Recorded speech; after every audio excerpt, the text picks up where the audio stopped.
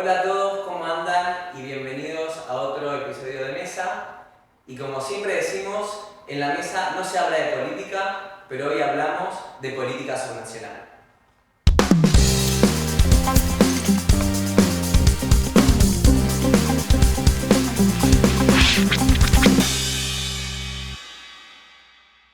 Bueno, hoy nos acompaña Cecilia Galván. Cecilia Galván es profesora de política subnacional de la Universidad de Buenos Aires.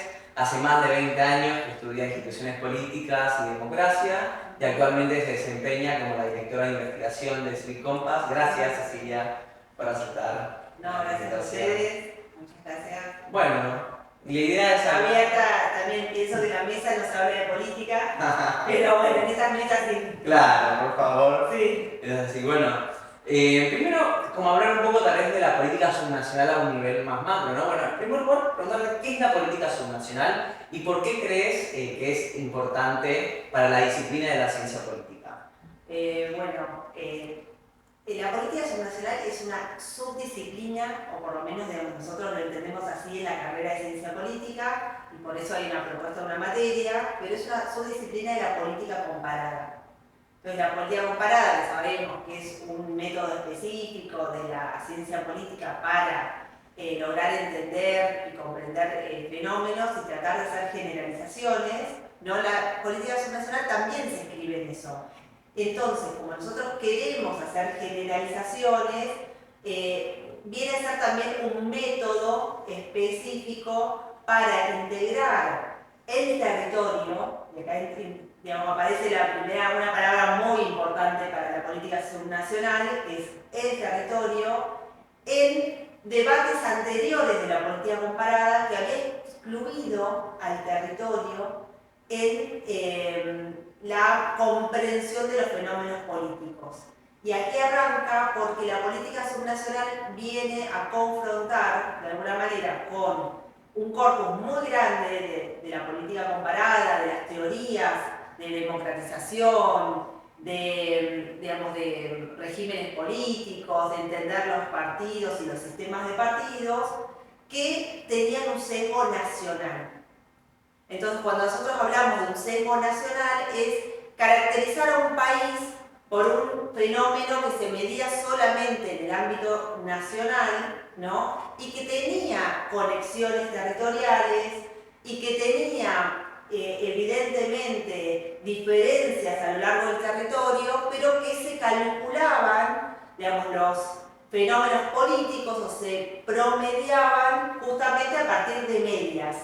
Entonces decíamos, bueno, un país, por ejemplo, un país subdesarrollado o un país desarrollado, cuando sabíamos que había enclaves o regiones que eran subdesarrolladas o más desarrolladas. Claro. ¿No? Entonces había esa impresión de decir, bueno, tal país lo voy a codificar con determinado tipo de, grado de desarrollo, grado de democracia, pero después nosotros veíamos que a lo largo del territorio esto era bastante diferente, ¿no? Claro, y pienso, ¿no? Digamos, ¿cómo juega eso tal vez? Como hay como una frase tal vez como muy conocida, creo que es de Sartori, esta cuestión de comparar es controlar, ¿no? Es controlar variables, es encontrar similitudes y diferencias. Y hay realidades muy disímiles dentro de un mismo estado, nación, ¿no? Sí. Entonces, ¿cómo es, digamos, que la política subnacional, en específico me imagino en Latinoamérica, ¿no? Con esa cuestión de las zonas marrones, de las diferencias de las capacidades estatales. Mi pregunta orientada es más difícil hacer tal vez política subnacional en Latinoamérica con respecto a Europa, ¿cómo, o con otros marcos teóricos, digamos, de otros países? ¿Qué se toma, qué se deja, ¿no? Con respecto a otras corrientes La política subnacional es una disciplina global y es un enfoque, ¿sí? Entonces, de alguna manera, el método de la política subnacional tiene que ver con ir hacia, a tener en cuenta el territorio cuando nosotros pensamos fenómenos políticos, ¿no? Procesos políticos. Tener en cuenta el territorio quiere decir que no da lo mismo, un federalismo de determinada manera que de otro, ¿no? Que hay que medir, digamos, cómo las variables que nosotros pensábamos que son iguales en todas las democracias, bueno, posiblemente no lo son.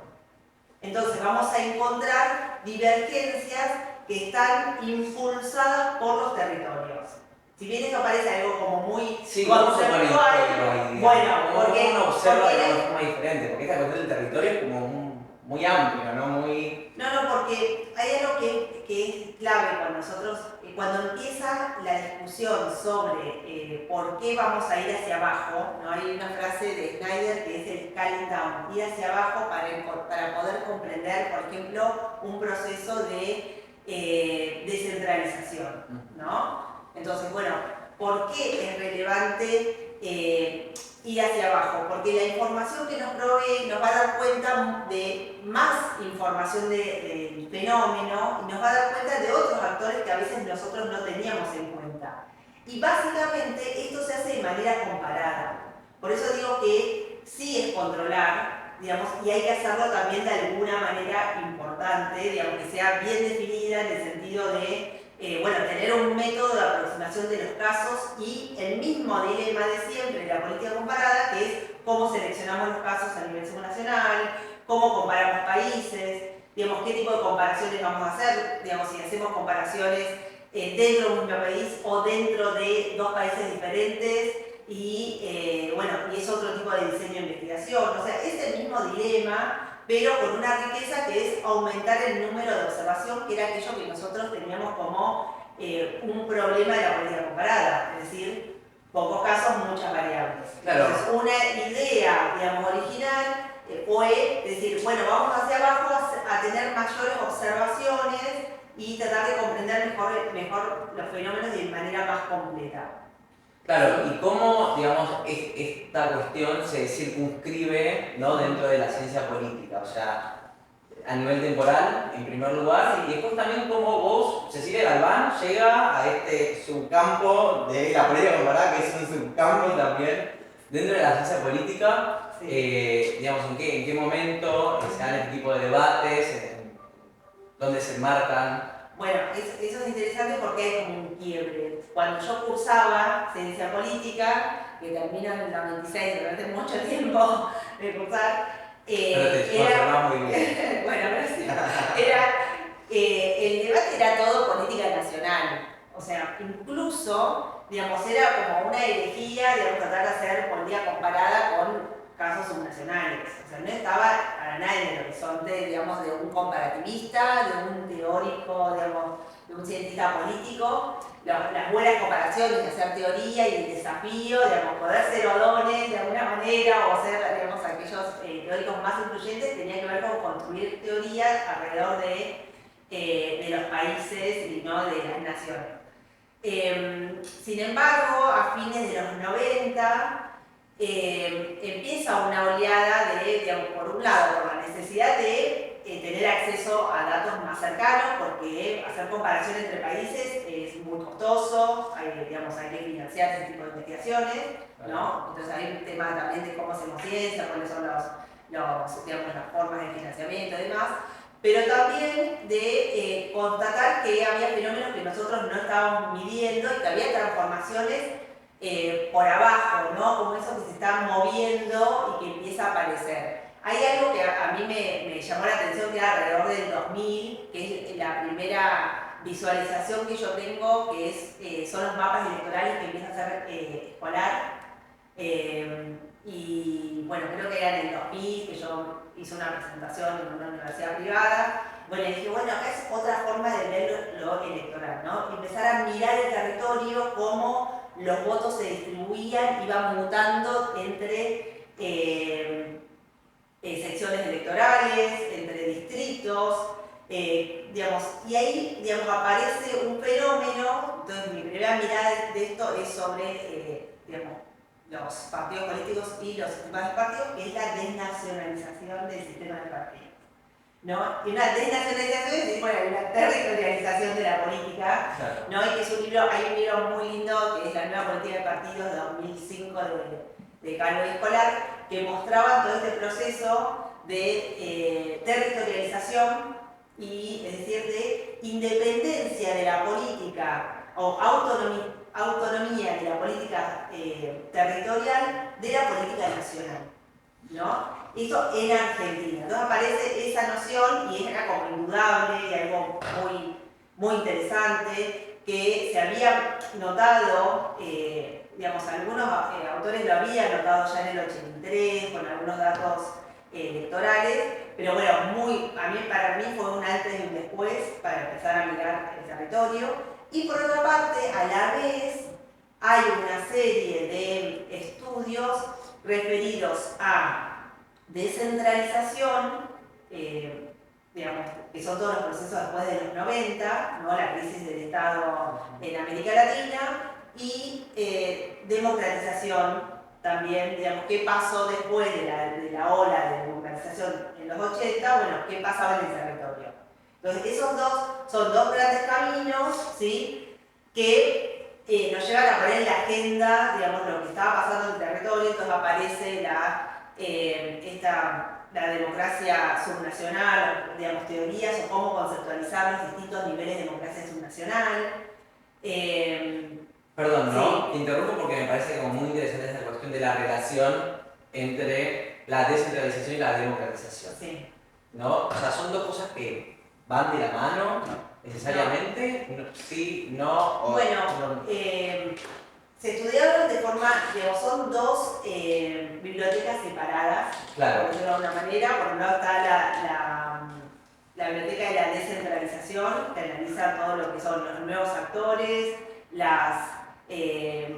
cambios del poder, cómo se fueron las negociaciones en aquellas competencias que tenían los estados nacionales y le dan a los estados provinciales. Sí, claro. ¿no? Entonces, ese proceso que fue fiscal, político, sí. ¿no? y administrativo, bueno, se empieza a estudiar porque son fenómenos de la época. Claro. ¿no? Y eso va por un lado, digamos, no hay tanto que cruce los datos con los de democratización, que es otra agenda, sí. ¿no? Que son aquellos que estudian regímenes claro. políticos, que la agenda parecía que la agenda de los regímenes políticos a nivel nacional iba por estudiar mejor calidad democrática, porque ya teníamos democracias establecidas, sí.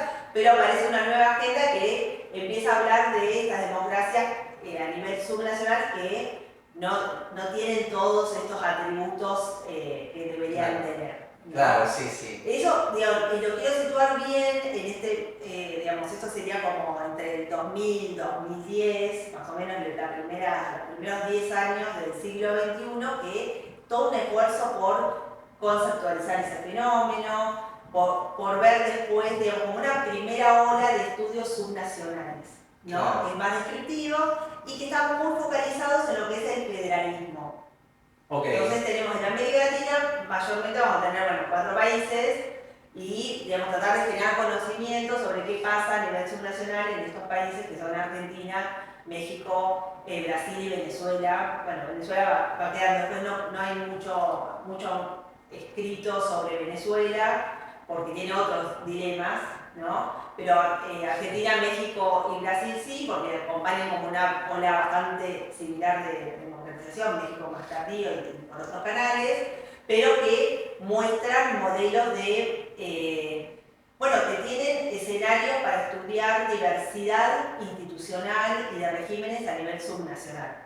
Mucho claro. México y Argentina es mucho ese cruce. ¿Y en los países unitarios cómo se da esto? Bueno, y aparece como una ola secundaria, okay. la segunda generación, que se profundiza por un lado en temas más de clientelismo, okay. ¿no? Que aparecen en estos estudios, y en la descentralización y en la democratización aparecen también diciendo, bueno, en realidad también tenemos que mirar que hay diversidad en países unitarios.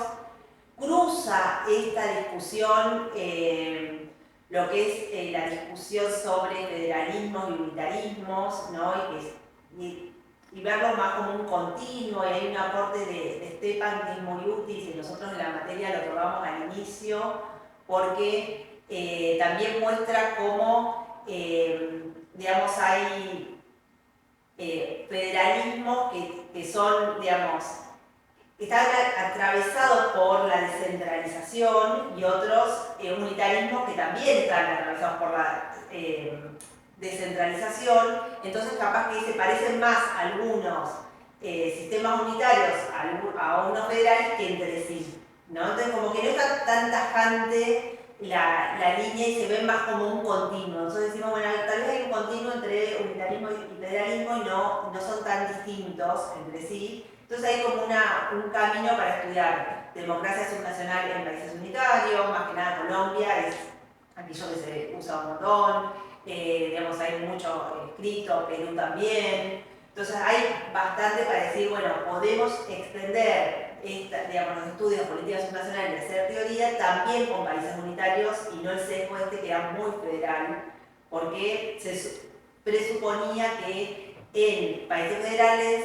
las unidades subnacionales tenían más autonomía, ¿no? En muchos campos, como para poder ser efectivamente casos de estudio, ¿no? Por un requerimiento del objeto de estudio que es autónomo, porque se puede aislar, porque tenemos de alguna manera, porque claro, no sí, podemos aislarlo. Desde ya. Bueno, y también un poco retomando la pregunta que te hacía antes, que tal vez, bueno, debo ser que yo tengo un interés particular entre la relación como entre no democratización, no me gusta esa palabra, ¿no? Pero es casi como que en el sentido común, en el imaginario social de la gente tal vez que lee un poco de política y se interesa por la política, esta cuestión de como que un mayor grado de descentralización supone de alguna forma como un mayor involucramiento por parte de la ciudadanía en los asuntos públicos, ¿no? De hecho, yo pienso desde Tocqueville, ¿no? Uno lee como esta cuestión de bueno, el rol del municipio, el consejo deliberante y cómo es que cuando efectivamente, no sé, hay una política pública que uno le afecta, o sea, la ruta por la que pasa todos los días, ahí es que habría el consejo deliberante y esa conexión entre el territorio y la política, ¿no? Y los mayores grados de autonomía jurisdiccional, etcétera, casi como un sinónimo de todo lo que está bien, ¿no? Hay como casi una valoración positiva, por lo menos en el ideario, en el imaginario social. Y lo que a mí muchas veces me pasa, tal vez, cuando pienso en los procesos de descentralización de los años 90 en la Argentina, digo, che, escucha, o sea, todas las competencias que le fueron dadas a las provincias, es como que la calidad de los servicios públicos fueron para peor. Entonces, digamos, ¿cómo relacionás eso, tal vez siendo especialista en política subnacional, entre la descentralización es buena, es mala? Sé que son conceptos tal vez muy poco científicos, pero lo bueno y lo malo, pero como ¿entendés hacia dónde va la pregunta? Digamos, hay una pregunta sobre eficiencia de la descentralización, ¿no? Digamos, si esto mejora o no mejora, digamos, la asignación de recursos. Ahí está. Claro, se nota que vos sos la profesora.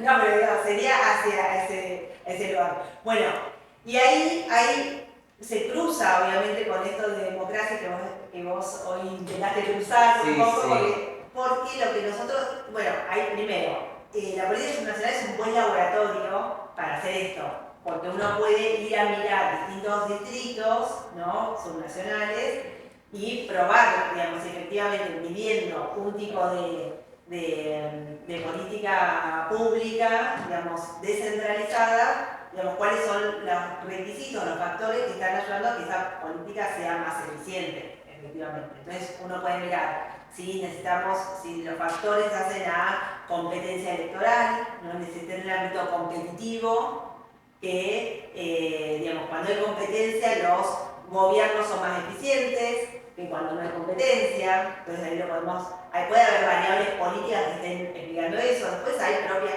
cuestiones de capacidades estatales. Entonces, la pregunta es, digamos, hubo una pregunta en algún momento en el cual, digamos, la descentralización fue acompañada de desarrollo de capacidades estatales digamos, a nivel subnacional. ¿Y se hizo? Bueno, Ah, digamos, bueno, una de las deudas de esta descentralización de los 90 fue controlar, digamos, cómo esos servicios públicos llegaron a los ciudadanos y a las ciudadanas. Efectivamente, ahí se cruza con algo que vos tenías un poco en mente en una de las preguntas anteriores, que yo evité, que era cruzar, digamos, descentralización con democratización, pero efectivamente hay variables políticas como la competencia electoral, que pueden estar explicando por qué se dieron procesos donde no hay organismos de control, no hay un control tampoco por parte, digamos, político, que es el control legislativo, el control normal de la democracia, que controla cómo se lleva adelante, digamos, una determinada política pública. Bueno, esos procesos fueron muy dejados de lado y lamentablemente lo que constatamos desde lo que estamos mirando los datos de la política subnacional es que en los 90 aparece un fenómeno que no se da en México y no se da en Brasil, y eso es muy llamativo, que es que hay provincias, y nosotros teníamos 24 provincias, bueno, se agrega en los 90, ¿no? 2, Tierra del Fuego, después la reforma constitucional y la Ciudad Autónoma de Buenos Aires, pero bueno, tenemos finalmente de 22 a 24 provincias que se agrupan en dos caminos, o sea, hay como una bifurcación y tenemos regímenes que son considerados hoy o medimos como más democráticos y otro conjunto de regímenes menos democráticos. Y ese camino no pasa ni en México ni en Brasil, donde parten todos de menos democracia a más democracia. Claro. Entonces hay como una conjunción en Argentina,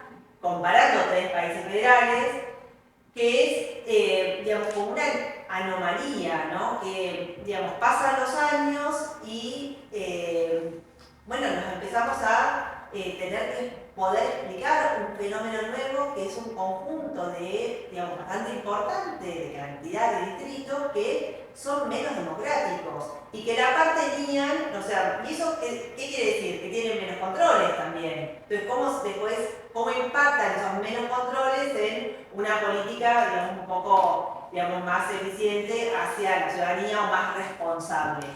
Hay como si queremos usar la información los datos de esas dos bibliotecas, ¿no? De la descentralización y la democracia, justo en los 90 se da ese proceso. Descentralización y, en el caso argentino, bifurcación de caminos de regímenes, ¿no? Claro, pero hay otros países, tal vez, bueno, México, Brasil, en donde tal vez ese control a nivel subnacional sí existía. No, se empieza a construir, o sea, porque hay también distintos federalismos. Entonces, claro. Desde la política subnacional, decíamos, esta segunda generación empieza a ver cómo se construyen esos vínculos verticales entre lo subnacional y lo nacional. O sea, la primera ola de estudios subnacionales es, bueno, ¿qué pasa? ¿Cómo medimos la democracia subnacional? Para decirlo sencillamente. La segunda ola dice, bueno, ¿qué incentivos hay desde el centro para la reproducción de esos regímenes subnacionales menos democráticos? Entonces ahí empezamos a encontrar como conexiones que tienen que ver con, cierta, fondos que reciben provincias menos democráticas, que ayudan a su reproducción, y que esos propios gobernadores controlan contingentes legislativos nacionales. Bueno, entonces empezamos a ver ese vínculo, o es lo que nosotros denominamos en política subnacional, que es un enfoque multinivel de los fenómenos. Claro, pero, o sea... Pero que explican, perdón, sí, no, cómo lo subnacional explica parte de lo nacional y cómo lo nacional explica parte de lo que sigue sucediendo a nivel subnacional. ¿No? Porque antes, nosotros teníamos en la historia argentina, como para estos como problemas de nacionalización de la democracia, para decirlo de alguna manera, las intervenciones federales. Claro. ¿No? Sí, bueno, eso ya no es una herramienta, que se ha utilizado por lo menos en los 43 años de democracia que tenemos. Claro. O sea, se ha utilizado muy parcialmente, muy estratégicamente, son pocas. Sí, es verdad que antes era como que una intervención federal era algo. Bueno, pero cuando llega una persona de 70 años que ha vivido varias. Claro, es claro, sí. El presidente de las intervenciones federales, más que digo yo. Pero bueno, ese tipo de situaciones, entonces hay como esta autonomía, ¿no? de las provincias, también como unas trayectorias muy distintas con respecto al control de lo que son los calendarios electorales, entonces vemos mucho desplazamiento, poca concurrencia de elecciones, entonces hay como esto, como planos paralelos muy separados que por suerte la disciplina los aborda, Claro. ¿no? Y construye información, construye datos y bueno, y nuevas preguntas, y hay una diversidad de estudios sobre esto. Claro, me parece muy interesante lo que vos decís porque es como completamente contraintuitivo en cierto punto, ¿no? Porque uno dice, bueno, al descentralizar, ¿no? Al involucrar tal vez más actores en el proceso, ¿no? Tal vez hay que montar una mayor accountability, ¿no? Y contrapesos, y es como que nada de eso pasa. No ha pasado. O decís, bueno, no sé, va a tener, qué sé yo, mejor provisión de servicios públicos o algo, y tampoco pasa. Entonces es como un poco frustrante. Sí, acá quiero sumar, por ejemplo, hay algo que siempre nos preocupa mucho, que es la agenda de derechos, que la agenda de derechos que hoy tal vez a nivel nacional se cuestiona por ciertas medidas que toma el gobierno nacional, los que estudiamos política subnacional lo veíamos viéndose mucho en las provincias, en algunas provincias, ¿no? Digamos, como hay como pequeños, digamos, procesos, digamos, que se fueron dando de reivindicación o muchos vallas a poder subir la vara de derechos, digamos, tanto digamos, de las mujeres como, digamos, libertades básicas, ¿no? Que en el territorio fueron mucho más difíciles de llevar adelante que desde el campo nacional o desde la arena nacional. Entonces, en Argentina tenemos procesos muy interesantes de expansión de derechos que se dan a nivel nacional, son las batallas nacionales, y que después llegan a nivel subnacional y no es prácticamente al revés. ¿Y a qué crees que se debe eso como reducto? Bueno, porque el conservadurismo en las provincias, digamos, hay una ideología conservadora que intentan, digamos, algunos, los poderes del Estado, ¿no? Que se apropien del territorio. O sea, que se ven en el territorio. O sea, el ámbito nacional ha sido mucho más permeable a otro tipo de discusiones. O sea, si uno ve el progresismo, se ve a nivel nacional y no a nivel subnacional. Obvio. Y eso es una característica que estoy hablando más de Argentina, ¿no? Sí, ahí también me imagino, ¿no? Como tal vez, pienso, ¿no? Tal vez no es así, pero como los gobernadores, ¿no? Tal vez están como más expuestos a determinados grupos de interés con mucho poder dentro de determinadas provincias, ¿no? Y para ir también, algo que nombraste que me interesa bastante es como esta cuestión del clientelismo político, ¿no? Vos hablabas tal vez como de determinadas bifurcaciones, si se quiere decir, dentro de las cuestiones democráticas a nivel subnacional. ¿Cómo juega el clientelismo en eso? El clientelismo político. Y por otro lado también, comparando el federalismo con el unitarismo, ¿no? Si también ocurre en países unitarios, ¿no? Y cómo se da en esos países unitarios. Bueno, mira, te digo, hay cosas bastante interesantes sobre clientelismo que desde la política subnacional se han aportado. Alrededor hay un estudio que hace poquito salió que dice que el 60% de los estudios sobre el clientelismo son de índole de política subnacional. O sea, ahí, digamos, la política subnacional tiene que ver con el territorio. Cuando uno piensa en el clientelismo, piensa en el territorio, ¿no? No es solamente campo de lo subnacional, pero sí es muy interesante. Y, digamos, por un lado hay un aporte a la discusión conceptual, porque el clientelismo hoy englobamos muchas cosas, y ahí tenemos, digamos, por un lado lo que algunos piensan que es la compra de votos, ¿no? Por favores. O sea, eso es algo como una parte de lo que son los estudios del clientelismo. Es muy transaccional, ¿no? Vos me votas y yo hago tal cosa, te lo prometo o te doy por adelantado algo para que votes, y eso es transaccional y es coyuntural. Después está todo lo que es el clientelismo más relacional, que es, digamos, cómo se construye un vínculo clientelar, ¿no? Digamos, y eso es bastante, también muchos estudios son estudios más longitudinales, que tienen que ver también con actores específicos, quién es el que monitorea, digamos, el vínculo clientelar, cuáles son los ámbitos de reunión, bueno, un montón de cosas de construcción de ese vínculo que es en el territorio. Y después están los estudios sobre patronazgo. El patronazgo es empleo público, ¿no? Ligado a, bueno, a las provincias básicamente. Digamos, por decirlo de alguna manera, el clientelismo está más ligado a partidos políticos y el patronazgo está más ligado a lo que es el Estado, el uso del Estado directamente para generar, bueno, un vínculo de control, digamos, de las personas. Y bueno, ahí hay un dato que es relevante, que es, por ejemplo, en Argentina, 2/3 de los empleados públicos son empleados provinciales, pero porque el gasto público, digamos, con esta descentralización, muchos empleados que eran de nación pasaron a las provincias. Entonces el gasto está ahí, el empleo público está ahí, y hay evidentemente algunas provincias que irrisoriamente tienen mucho componente de empleo público. Sí, estamos de acuerdo. ¿No? Es irrisoriamente que no tienen otras economías, digamos, para generar ingresos, no tienen otro tipo de ofertas, digamos, del sector privado. Bueno, eso también es algo funcional, digamos. Claro.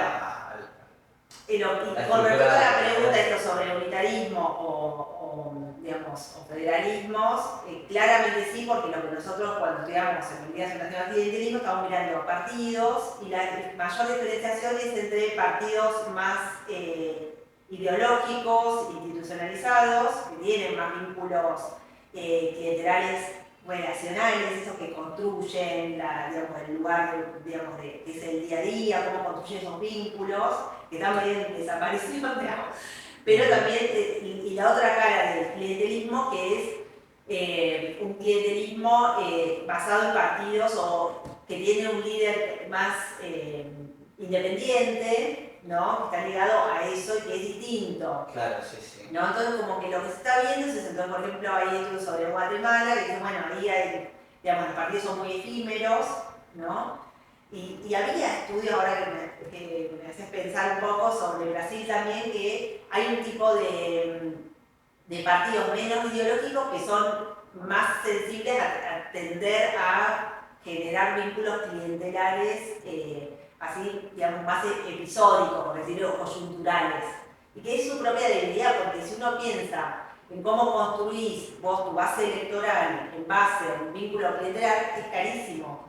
Sí. Digamos, es carísimo porque necesitas los intermediarios, y hay estudios también que han mostrado cómo los partidos en su inicio eran un poco más clientelares y después salía muy caro tener todos esos intermediarios y fue mucho más eficiente otro tipo de armado en la maquinaria electoral.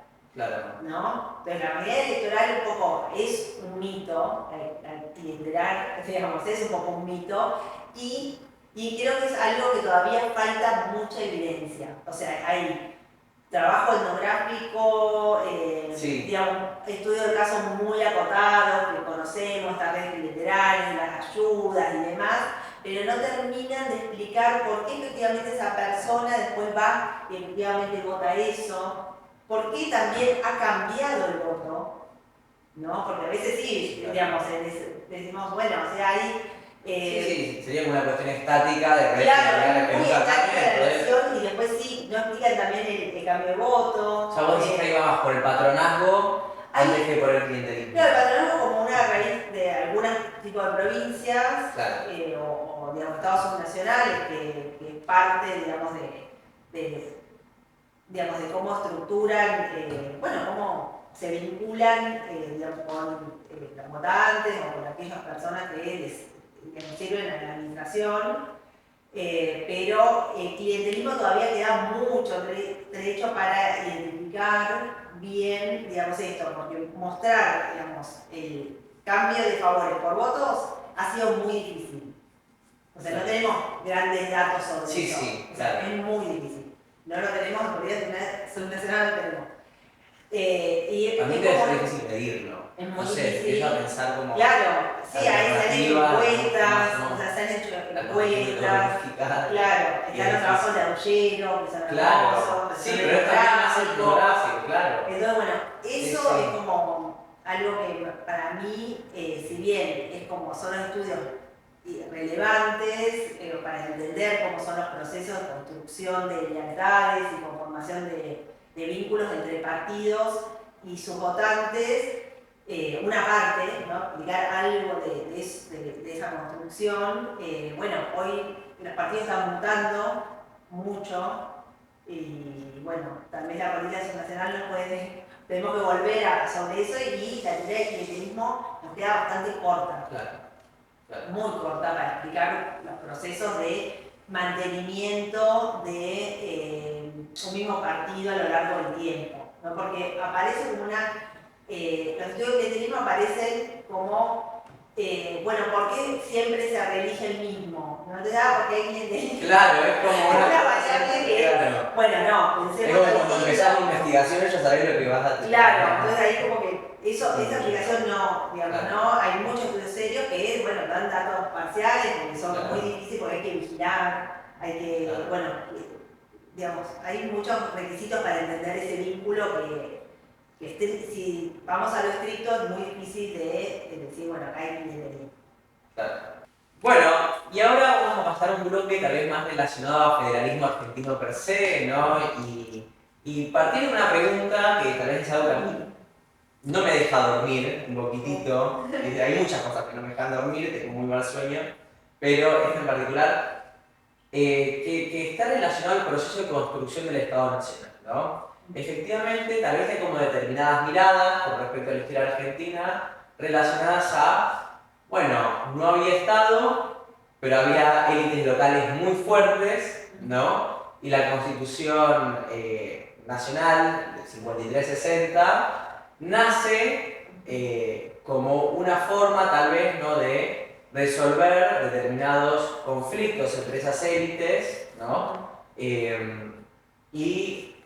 Impulsadas principalmente por motivos económicos, no por intereses económicos personalísimos, podríamos decir, en cierto punto, y cómo es que el federalismo argentino de esa manera es muy fuerte y cómo el gobierno federal está constantemente condicionado por esas élites locales que tal vez en ese momento eran los caudillos y hoy son los famosos líderes provinciales, ¿no?, a nivel subnacional, que designan a los diputados por toda esta teoría de cartera aplicada al federalismo argentino. ¿Qué opinás vos? Digamos, ¿es fuerte el federalismo argentino? ¿No es débil? ¿Es efectivo? ¿No es efectivo? Yo acá puse una pregunta que me preguntás, ¿el federalismo argentino le dan mal? Y bueno, hay que hacer algunos cambios. Digamos, yo, en primer lugar, digamos, hay como algo, es como te voy a decir que en primer. ¿Por qué ni? Porque hay, digamos, si nosotros hablamos de federalismo, hay federalismos y no un federalismo. Si vos pensás que el federalismo es al estilo de Estados Unidos, que, digamos, que tiene que ver con la autonomía de las unidades subnacionales, bueno, hay mucha autonomía política en Argentina y desde 1930 hasta 1983 no lo pudimos ver funcionar muy bien porque había regímenes, o sea, inestabilidad de régimen. Entonces recién empezamos a ver, ¿no?, a partir de 83 tenemos como varios años de funcionamiento de esto, de este modelo federal, ¿no? Que convive autonomía política con poca autonomía fiscal. Porque en 1935 las provincias delegan la recaudación impositiva digamos, a la nación. Y bueno, y ahí empiezan un montón de desequilibrios que hacen que tengan poder político los gobernadores, por decirlo de alguna manera, ¿no? Hablamos de decir las provincias y ahí tengo como un reparo porque hablamos muchas veces de los gobernadores, pero bueno, hay provincias donde el gobernador tiene más peso y otras tiene menos, Claro. porque depende de ese entramado institucional que se fue construyendo a lo largo de estos 40 años. Pero, digamos, después de ese proceso de descentralización, incluso vino un proceso de recentralización en la Argentina. Entonces, está todo el tiempo en disputa la cuestión fiscal, ¿no? La descentralización fiscal no se dio tanto y se dieron, digamos, la nación tiene, digamos, algunos impuestos que recauda que no son comparticipables, digamos, hace algunos distintos temas como no tener un presupuesto nacional afecta a las provincias, digamos, hemos tenido mucho tiempo, desde los 90, no me acuerdo hasta qué año, creo que habrá sido durante 12 años, no hubo un presupuesto votado en tiempo y forma en la Argentina, y los últimos años tuvimos 2 años también sin presupuesto o presupuestos ficticios, entonces donde, digamos, aquel dinero que se asigna para construir, no sé, caminos, un montón de cosas, eso quedó bastante dibujado.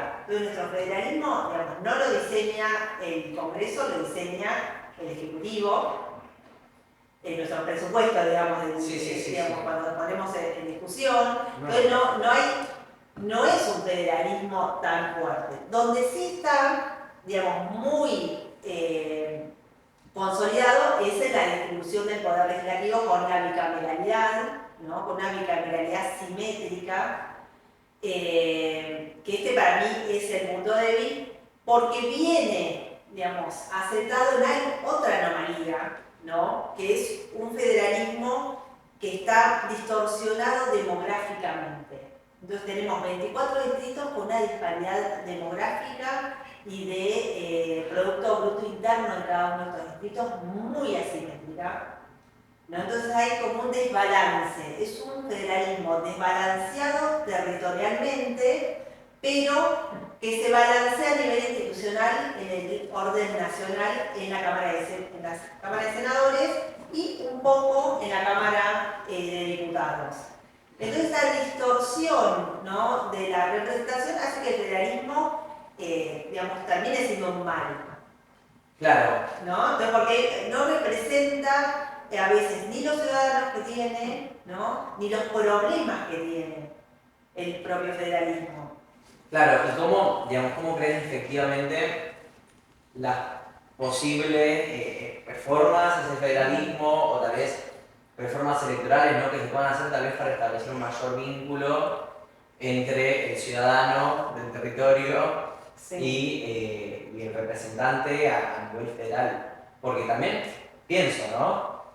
Hoy el legislador nacional no representa al ciudadano, o sea, representa los intereses, si se quiere decir, de la élite política provincial, ¿no? Los intereses de la provincia. Sí, ahí, digamos, hay algo que siempre, aquello que estaba tan separado como el federalismo, que decimos, bueno, representación territorial, la compensación que hubo fue la articulación partidaria, es decir, los partidos tenían, o sea, la función partidaria del federalismo, más o menos deberían unificar, digamos, políticas nacionales. Sí, ¿no? claro. Entonces, debería. Bueno, al haber una desnacionalización de esos partidos políticos, y una crisis de partidos políticos nacionales, o sea, se hace muy difícil, digamos, evitar esos localismos que vos hablás o, digamos, esas distorsiones, no distorsiones, sino construir algún tipo de política nacional que no salga tan cara, que no sea tan transaccional, y puede ser cara digamos, en el sentido que todos ponen muchos peros, ¿no? Que podamos construir, no sé, mejores redistribuciones. El problema central de este federalismo es esto, es como una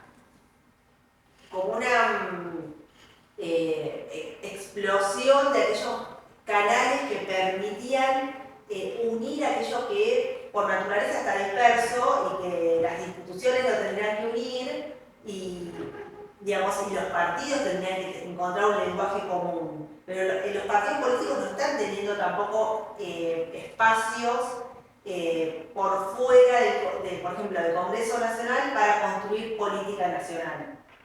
No lo hay, pero como, a ver... Entonces, ¿cómo hacemos para construir política nacional si los partidos se han asentado más en el territorio, están como, digamos, con una desnacionalización de los objetivos de los partidos, ¿cómo hacemos para construir política nacional si el Congreso es muy transaccional y encima estamos en un proceso de renovación de liderazgos y de representaciones políticas? Yo veo que hay como un momento bastante crítico desde los propios actores que tendrían que ordenar ese Bueno, no sé si ¿no? o sea, porque lo ves y decís, Dios mío, hoy yo No, pero lo no es, mejor. bueno, pero no es solamente, es que los partidos tradicionales tampoco tienen ámbitos donde construyen política nacional. Es imposible hoy en Argentina construir política nacional. Sí, sí, sí, ¿No? es difícil. Digamos, política nacional en el sentido de acuerdos y... Claro, obvio, pero digamos, hay, tal vez para hablar un poco de... ¿Hay incentivos institucionales para hacer eso? Y hay un poco, digamos, un poco y un poco. Algunos sí y otros no. Digamos, los más débiles para generar incentivos institucionales es esta sobrerepresentación de Claro. provincias chicas Que termina siendo también en fatal. el Congreso. Claro, Y termina eso sí. siendo hasta contraproducente para el sistema Sí, de partidos a nivel federal. O sea, no hay incentivos por parte de un partido nacional de construir eso si el incentivo institucional está en No. hacer cuestiones transaccionales con el gobierno federal. Claro, pero ¿por qué? Porque el federalismo, digamos, a nivel fiscal está centralizado. Claro. La centralización fiscal es un problema. Pero entonces ahí, porque vos... Es un problema para eso. Digamos, en un momento sirve para nacionalizar, o sea, para nacionalizar el que está en el gobierno, para crear un partido. Para que dependa, digamos, de... Claro, pero no para generar una política pública nacional. Pero ahí, porque vos hace un rato, Sí. relacionado a esto, dijiste, digamos, que eso daba cuenta de un federalismo débil en lo fiscal, al menos, ¿no? Sí. Yo entiendo dónde vas con eso, pero al mismo tiempo también no termina como fortaleciendo el poder provincial en ese sentido. No, porque es muy asimétrico, porque no es, digamos, ahí es una buena pregunta de política nacional.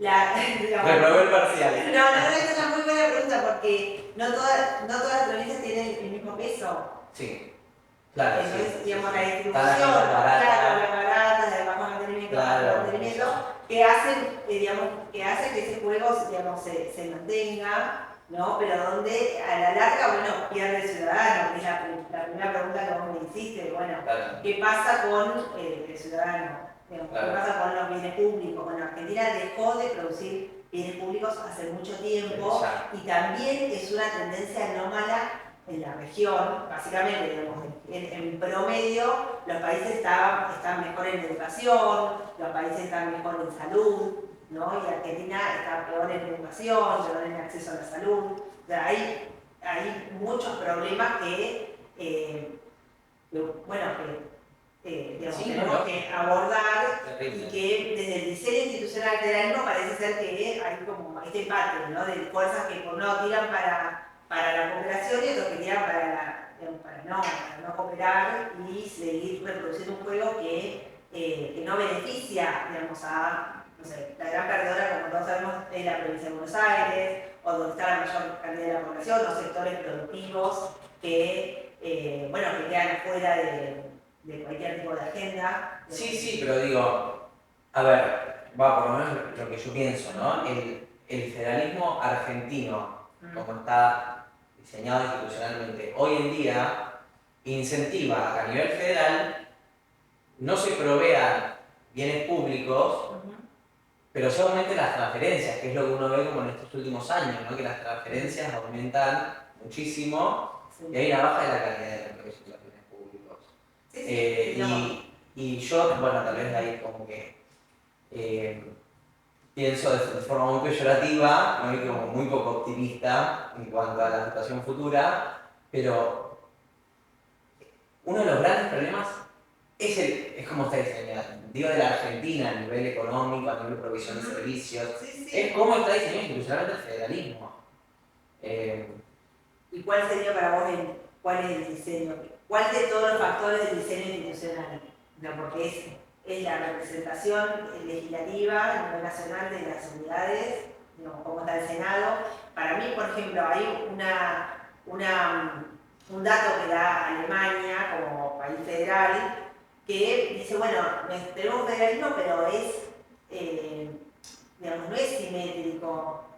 O sea, no tenemos, digamos, tenemos diferente representación, o sea, es proporcional a la población también en el Senado, y el Senado tiene una jurisdicción sobre determinados temas, no opina sobre todos los temas. Entiendo. ¿No? Entonces, como recortar a veces ese Senado, entonces si vos decís, bueno, a ver qué podríamos cambiar del federalismo, yo recortaría algunas funciones del Senado, o sea, eso es cambio constitucional. Claro.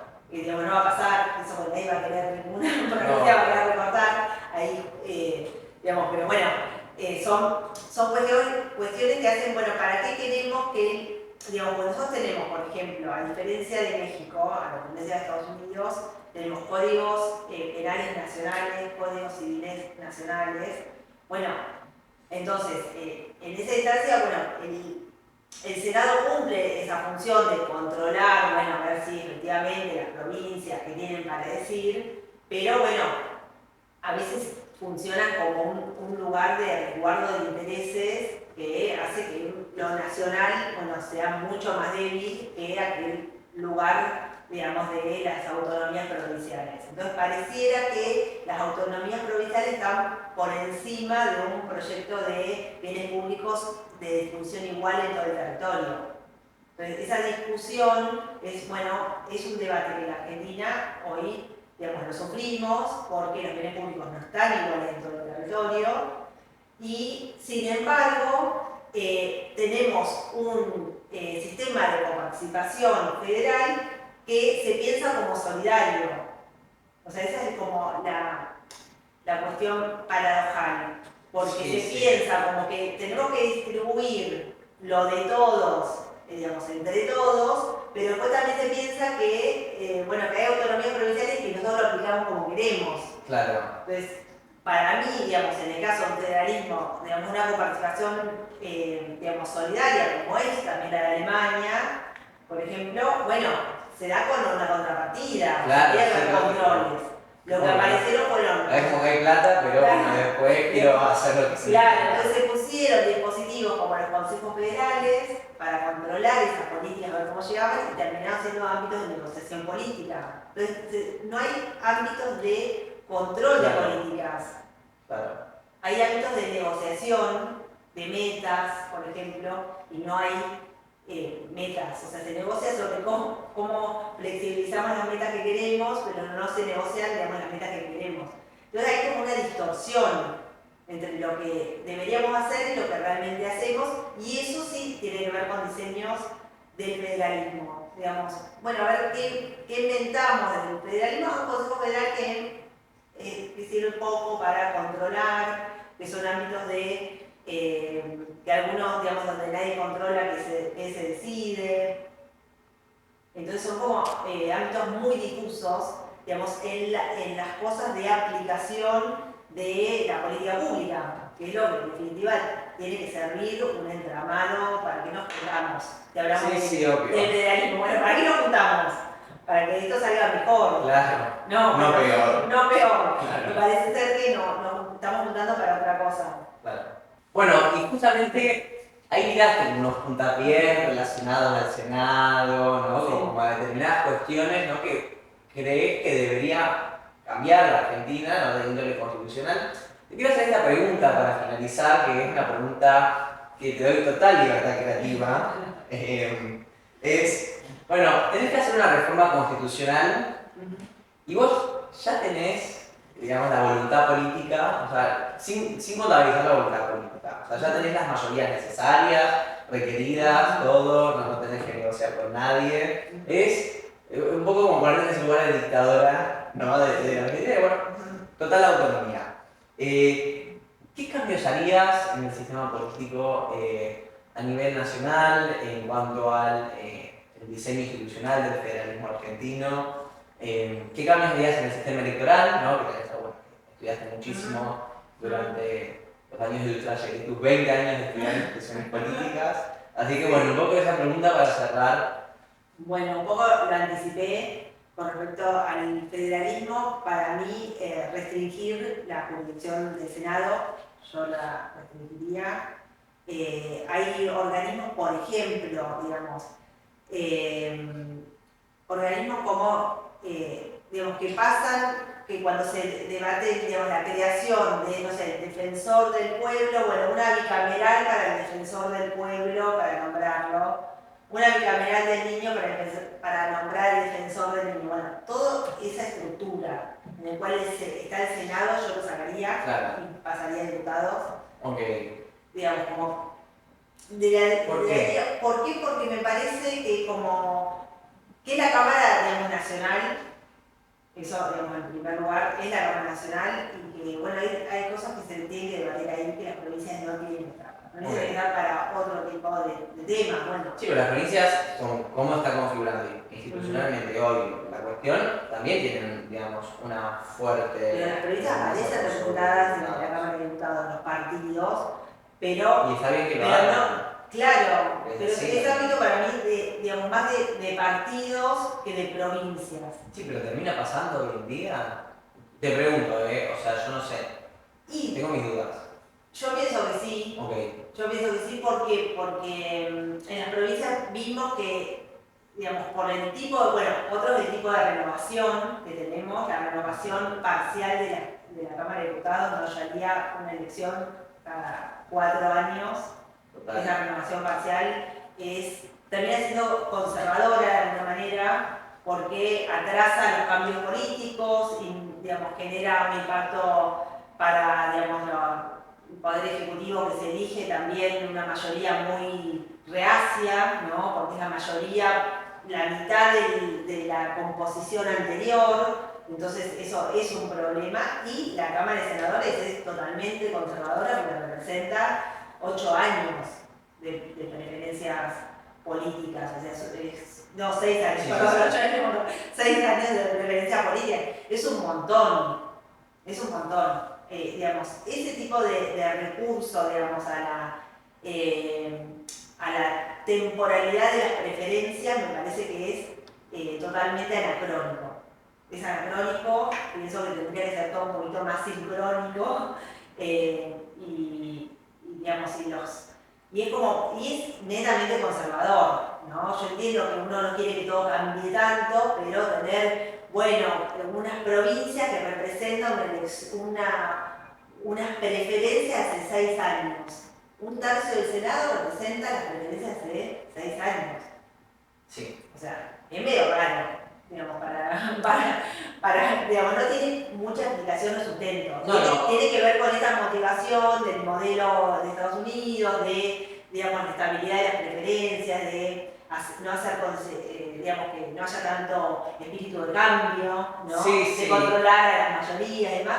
Pero bueno, creo que la arquitectura institucional y las democracias contemporáneas no necesitan esos cambios. Si uno mira las democracias parlamentarias, no funcionan así para nada.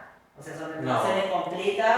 No, desde ya. Digamos, tiene otra dinámica. Pero bueno, con la herramienta del DNU, ¿no? Sí, pero es otra cosa. Sí, obvio, no, pero me refiero tal vez como uno de los argumentos que uno puede decir para pedir la renovación total de las cámaras es una cuestión de gobernabilidad, ¿no? De, bueno, cuestión de mayoría recalcitrantes, etc.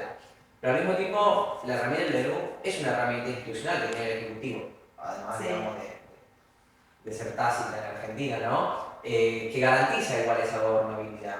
Sí, nosotros tenemos igual un sistema digamos, de partidos, digamos, fragmentado, o sea, es muy raro que un presidente tenga mayoría. Sí. ¿No? Eso hay que construirlo, se construye con esta herramienta, con estos recursos, y por eso la herramienta del DNU, digamos, sirvió por mucho tiempo, ¿no? Y sirve para eso, para ordenar un poco digamos, la cooperación cuando, digamos, dentro del legislativo, digamos, no hay posibilidad de llevar adelante la agenda. Digamos, es un tema de agenda presidencial, digamos, el DNU. ¿Y qué opinas de la herramienta institucional del DNU per se? No, per se, a mí me parece que está bien, con ciertos controles, ¿sí? Digamos, con los controles que hay, una bilateral, que puede estar, bueno, no, ahora sí, bueno, que funcione, digamos, sí. que funcione. No. O sea, está bien diseñado. El DNU para mí es una buena herramienta de hacer de control de la agenda presidencial. Bueno, eso está bien porque porque a veces se necesita, pero claramente son mecanismos, tienen que ser mecanismos de excepción, digamos, claramente, y se discutió hace muy poco, bueno, efectivamente si se reformaba o no la ley que regulaba los DNU, que eso es algo legislativo, no es constitucional. Y bueno, creo que esa ley sirvió durante ya 20 años, porque es 2006, para generar gobernabilidad claramente. Y permite el DNU también achicar los costos de transacción, porque como recién decíamos que nuestro federalismo es muy caro, es muy caro. Entonces el DNU ayuda a esto, a generar, digamos, una agenda presidencial con menos costos y bueno, y tratar de poner en agenda esto que alguien vota, que los ciudadanos votan, que es un presidente cada 4 años. Sí, entiendo. Y por Pero ejemplo, hay contrapesos desde la justicia, digamos, que bueno, se activa cada tanto. Sí.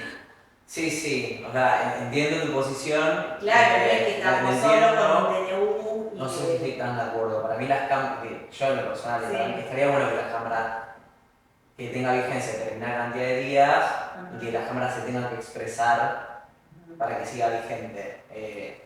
Porque siento que, bueno, en mi opinión, digamos, pero siento que efectivamente lo que estamos viendo, por lo menos mismo durante la presidencia de Milei, es que es como una gran alternativa al legislativo porque no tiene ningún costo de transacción. Entonces a veces como que termina siendo un poco todo un aparache. Depende de quién esté. Sí, siempre está, digamos, cómo se usa y cuál es la agenda de políticas. Bueno, eso o sea, la agenda de políticas, pero en términos de diseño institucional, digamos, no se mira la agenda de políticas, se mira más o menos, digamos, las mayorías y las minorías. Sí, ¿no? Sí. ¿Y el sistema electoral? O sea, ¿qué cambiaría el sistema electoral? ¿O no? Tal vez está bien. Bueno, sí, sistema electoral, sí, yo me animaría. Y también quería decir algo que había pensado respecto a las reformas constitucionales, que en Argentina somos muy conservadores con eso. En el mundo las reformas constitucionales son mucho más habituales, digamos, se reforman capítulos, digamos, un capítulo, artículo, se pone en debate. En Argentina no nos animamos a tocar, es más, quedaron cosas en el 94 que no se tocaron, entonces uno mira la Constitución, y esto es medio anacrónico, cómo nombra los distritos, por ejemplo. Bueno, creo que nos tenemos que animar a hacer una reforma constitucional en algún momento, que sería muy maduro de nuestra parte sentarnos a revisar, digamos, proponer cambios. Algo que creo que lo hemos hablado en otro momento es que